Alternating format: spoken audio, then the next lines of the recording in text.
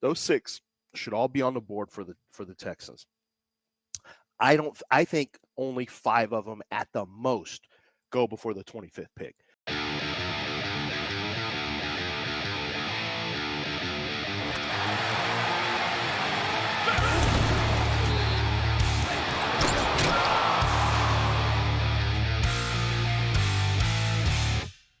We got a lot of sound from the Texans yesterday, and a couple of my favorites. DeMeco talking about the guys, about player availability, who they're going to take, need versus ability. I like it. I'm not sure that it's all that accurate. They got to have offensive linemen. They almost have to draft with the 25th pick or wherever they pick in the first round, unless they're not. Sometimes they'll move down if they think a good guy is still going to be there, or they're not afraid to move up. Nick is not 22 22 trades over the last 4 years or something. Yeah. Nick and Howie Roseman have been the most active general managers over, and was one of those time frames. Yeah.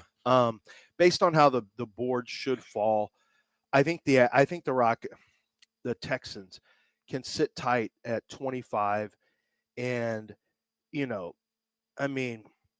you look at, I don't know if Josh Simmons is on their board or not. That's the offensive tackle. He's the most talented. I think I said this on the air yesterday. DJ Bieniemy came into my office on Friday, and we watched tape, and he wanted to see some offensive linemen. We were showing it to him, and it started off with Kelvin Banks. Then we went to Will Campbell. Will was more athletic than Kelvin Banks. Then we went to Josh Simmons. It was a reminder for me because I'd watched him so much earlier, like early December. And I was like, holy crap. And DJ goes, man, this guy's you can tell a huge difference between him and the other two. And it was a stark difference. It's a real reminder that Josh Simmons is the most talented tackle in this draft. And it's really not even that close.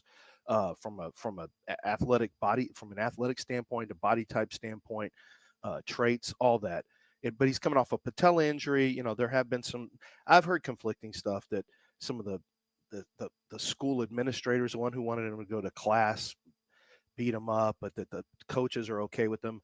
Then I heard, no, he has got a work ethic problem. I don't know what it is. I just know that Donovan Jackson from Ohio State, Tyler Booker, guard from Alabama, Gray Zabel, guard center from North Dakota State, Armand Membu, tackle from Missouri, Will Campbell, tackle from LSU, Kelvin Banks, tackle from Texas. Those 6 should all be on the board for the Texans. I think only 5 of them at the most go before the 25th pick. So the way I see it, somebody should be, and if they have Josh Simmons on the board, then, and he was at 25, they'd almost be crazy. You said all 6 of them should be on the board for the Texans. Should be on the board on the Texans draft board. Okay. Meaning they're not going to be on the board when the Texans draft. No, I think 1 to 2 of them will be on the board. I think Gray Zabel's probably going to be off the board. I think he's going to be the first off the board of those teams, potentially to as early as to Cincinnati at 17. So I think that, by the way, I was looking at some of the prop. Somebody sent me some props for the draft props, and they seem to, I think they got it pretty hammered out this year. I don't know if you guys who do that kind of stuff are going to make any money on it, but because they do things like, all right, over under for, I'll get back to the offensive line for a second. Over under on Shedeur Sanders, 8.5. And you'd think, oh, it's going over that. Yeah, minus 410. Yeah. So it's like it's not even worth it for you. But so I think Tyler Booker could be on the board still from Alabama, and I think that would be a perfect fit for the Texans. I can't stop thinking that his personality and his leadership is exactly what, and toughness and bodyguard mentality for CJ Stroud is exactly what the Alabama head coach is going to like about this Alabama guard. So that's the guy to watch. I've been telling you guys that. Gray Zabel first. Well, no, Tyler Booker, I think first, and Gray Zabel. And then, if they're both off the board, maybe Donovan Jackson goes there at 25. I'd take him. I'd take Donovan Jackson. We're having Donovan Jackson on the air today at 9:00. Ohio State guard is going to join us, and he's my top-rated guard in this draft. And I'm excited about the potential of them drafting Donovan Jackson. My guess is that they've got Booker on the brain, but the more talented, more athletic guy might be Donovan Jackson. So we'll see what happens. But I'm with you. I think offensive line, the way it shapes up, I don't think Nick needs to trade up, but I wouldn't be shocked if he did. My first mock, I had him trading up to 16 with Arizona, and I could see Arizona trading back again. Monty Ossenfort and Nick have made a trade before. They made a big trade before, so they've got a relationship and a personality together on draft day. So I could see them, Nick going up to 16 again if he wants to get a tackle, if one of those tackles fall. But right now, the talk behind the scenes, as I continue to tighten up where I think guys are going to go, I think that these tackles go way there. I think Kelvin Banks goes earlier than people think, and there's a chance that the top 3 tackles are all off the board by the first 10 picks. And then if Josh Simmons isn't on your board for whatever reason, then, you're out of the tackle business then. But if you do get a tackle, Trent Brown's contract is not guaranteed. So, and it's not even big anyway. It's tiny. So there's no, just because you signed Trent Brown, that's not keeping you from drafting a tackle. Not at all. No. No. They're definitely in the market for a tackle guard. Cam Robinson's there for this year. Like, I don't think Cam's going anywhere, but I don't think. I mean, he's got left tackle experience, but Trent Brown is just that's just more competition in case you don't land a tackle. Exactly. 713-780-3776. Let's hear from DeMeco on that very subject, picking a player that maybe isn't a need.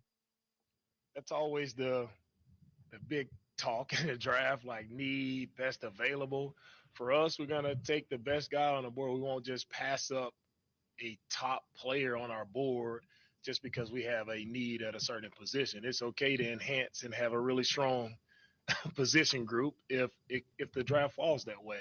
So you go in, there's no handcuffs on, hey, we have to draft this certain position and we're stuck at only looking at this position. No, we have a broad view of how we want to enhance our team, and it's not just looking at it, and I guess in a tight lens of it's only one way. Like if it's a position there, if it's a player that can really change our team, like we're going to take that guy. So that's where we talk about not truly drafting for need. We want to take the best players on our board. Mm-hmm. I mean, it's all good. That's all fine and good. It would be a little shocking if they took even if Egbuka is their top guy on their board. I think it would be a little shocking if they took him there. They've got to protect CJ, and CJ's got to know that they're putting everything into it. Mm-hmm.